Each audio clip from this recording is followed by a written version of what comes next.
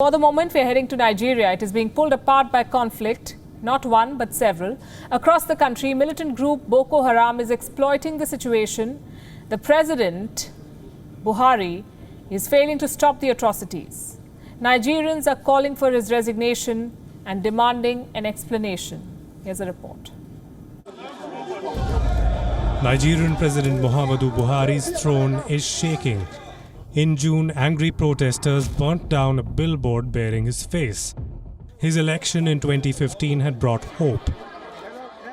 Nigerians thought, as a retired army general himself, he would end the violence. But the situation has become worse. Now the entire country is gripped by multiple conflicts. Islamic militants Boko Haram are thriving in the northeast. Armed bandits are laying siege in the northwest and center. There are deadly clashes between farmers and herders. Organized gangs are taking over the streets in the southwest. Biafra separatists are raising their voice in the southeast, and oil militants are attacking rigs in the Niger Delta.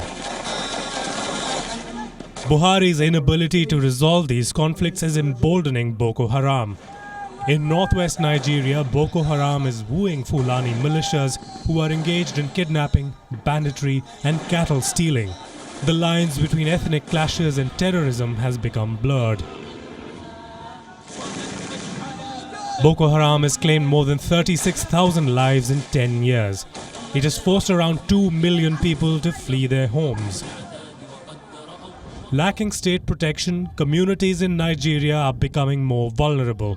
Between January and June this year alone, over 600 civilians have been killed in more than 200 attacks. Local economies have been hit, first by the violence, then by the pandemic. The United Nations says at least 10 million people are in urgent need of support in Nigeria. Aid convoys and workers are being targeted, making it difficult to send essential supplies to people.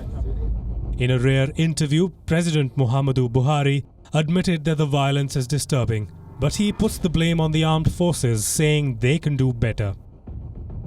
In a letter, 356 soldiers have applied for voluntary retirement. The morale is low and the risks are high. The Senate has passed a resolution asking the service chiefs to step down, but the army chief has placed the blame on Nigerians. He said Nigerians must stop the violence. His comments took the country by storm. President Buhari must take the call whether to retain the service chiefs or fire them. But he must realize that his own position is in jeopardy. It's time for all of them to answer the question: how did Africa's most populous and largest economy end up in this situation? Bureau Report, WION World is One.